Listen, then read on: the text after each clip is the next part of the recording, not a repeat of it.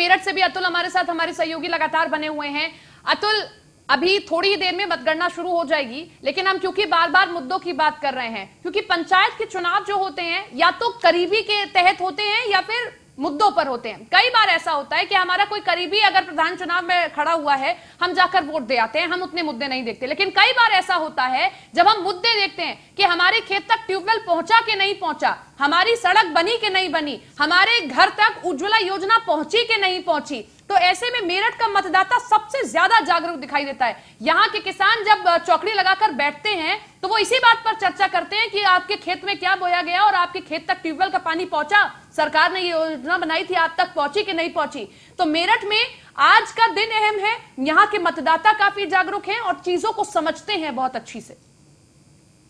की बात की जाए तो फिर मैं आपको बताना चाहूंगा कि कहीं ना कहीं जो यहाँ का मतदाता है वो विकास के नाम पर वोट देता है, शिक्षित के लिए वोट देता है, क्योंकि सबसे बड़ी बात यह है कि जो विकास करवा पाएगा उसी के लिए यहाँ का मतदाता वोट करता है। पहले से ही यहाँ देखने को मिलता है, चाहे विधायक का चुनाव हो या सांसद का चुनाव हो या ग्राम प्रधान का हो या जिला पंचायत सदस्य का हो, हर समय देख करके ही वोट किया जाता है। और यहाँ पर शिक्षित और पढ़ा लिखा ही विधायक, सांसद और जिला पंचायत सदस्य प्रधान बनाने की कोशिश की जाती है। यहाँ के लोग इतने जागरूक हैं।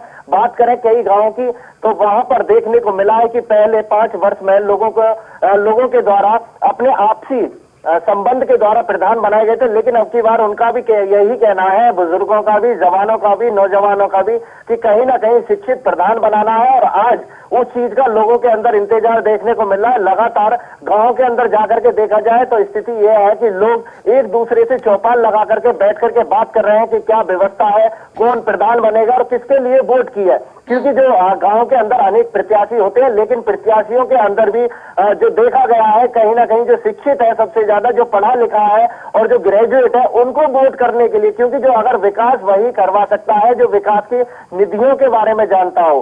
अगर अनपढ़ के लिए प्रधान बनाया जाता है तो वो सरकार और सेक्रेटरी और जो प्रधान पद से ऊपर अधिकारी होते हैं उन पर ही निर्भर रहता है। लेकिन अगर सबसे बड़ी बात यह पढ़ा लिखा प्रधान होगा तो वो निधि के हिसाब से काम करवाएगा और कहीं ना कहीं गांव की जनता के लिए अच्छा विकास करवा पाएगा। जो जनता गांव के विकास के लिए तरसती है, भटकती है, वो भटकने की आवश्यकता नहीं पड़ेगी। उसी को लेकर के मेरठ के अंदर जो मतदाता है वो लगातार यही देख रहे हैं। और अगर बात करें मतगणना स्थलों की तो यहाँ पर लगभग बताया गया है कि जो 33 जिला पंचायत सदस्य हैं उनके आज भाग खुलेंगे, 12 ब्लॉक प्रमुख हैं उनके भाग खुलेंगे। और लगातार जिस तरह से प्रधान प्रत्याशियों की बात करें तो 469 हैं जिनके भाग खुलने वाले हैं। सबसे बड़ी बात यह है कि बीजेपी के लिए एक बड़े चौंकाने वाली बात यह है कि जो प्रत्याशी हैं वो बीजेपी से इस समय रुष्ट थे।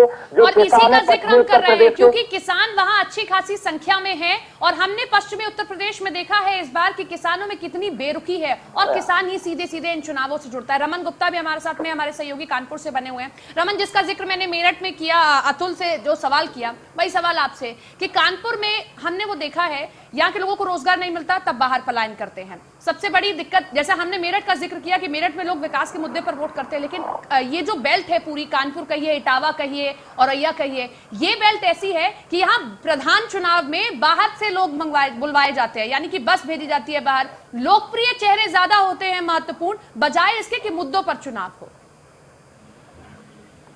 जी बिल्कुल, आपको बता दें कि ये जो पूरा पंचायत चुनाव लड़ा गया वो कहीं ना कहीं विकास के मुद्दों पर लड़ा गया। जो प्रत्याशी थे उन्होंने गांव में जा जाकर जो विकास के मुद्दे हैं वो जनता तक पहुंचाया, लेकिन जनता ने अपना मैंडेट बना लिया था पहले से ही कि किसको अपने गांव का जो है किससे प्रधान बनाना है, किससे जिला पंचायत बनाना है। क्योंकि जनता भी कहीं ना कहीं देख रही है कि किस तरह से ग्रामीण क्षेत्रों में, कानपुर के ग्रामीण क्षेत्रों में जिस तरह से बेरोजगारी का माहौल है, जिस तरह से लगातार लोग पलायन करते हैं, कानपुर से बाहर चले जाते हैं रोजगार ढूंढने के लिए, तो अब ये कहीं ना कहीं बड़ा मुद्दा रहेगा। और सबसे बड़ी बात बताऊं मैं आपको कि कानपुर का एक गाँव है बिकरू गाँव, जो अभी कुछ दिन पहले काफी चर्चाओं में रहा, विकास दुबे जो कुख्यात गैंगस्टर था जिसको पुलिस ने मार गिराया था। अभी से ही वहाँ पर जश्न का माहौल है। जो जनता है वहाँ की वो पूरी तरह से जागरूक है। आपको एक बात और बताना चाहूंगा, जो मतदाता है उन्होंने बढ़ चढ़ कर कानपुर में हिस्सा लिया। और आपको बता दें कि जो वोटिंग का परसेंटेज था कानपुर का, वो भी कहीं ना कहीं पहले की अपेक्षा ज्यादा दिखाई दिया। जिस तरह से कोविड का टाइम चल रहा है, इसके बावजूद जनता ने इतनी भारी संख्या में जिस तरह से वोट किया, तो कहीं ना कहीं जनता भी विकास चाहती है अपने नेता से, अपनी गवर्नमेंट से, क्योंकि गांव की गवर्नमेंट होती है, क्योंकि प्रधान से सीधे जनता जुड़ती है। और लगातार इस पूरे मामले में, इस पूरे चुनाव में कहीं ना कहीं सियासी दल के विधायक हो, सांसद हो, मंत्री एक्टिव दिखाई पड़े। लगातार लोगों को अपनी अपनी पार्टियों को जो है, पार्टियों का जो है लेखा जोखा समझाते रहे। 2017 में जब योगी आदित्यनाथ की सरकार बनती है, उससे पहले अखिलेश यादव यहाँ पर पूर्व मुख्यमंत्री रहते हैं। तो योगी आदित्यनाथ के आने के बाद जो भाजपा का भी है वो इसका भी कहीं ना कहीं लेखा जोखा जनता देख रही है। जो कार्य कराए गए भाजपा सरकार के द्वारा, हाँ, इसका भी लेखा जोखा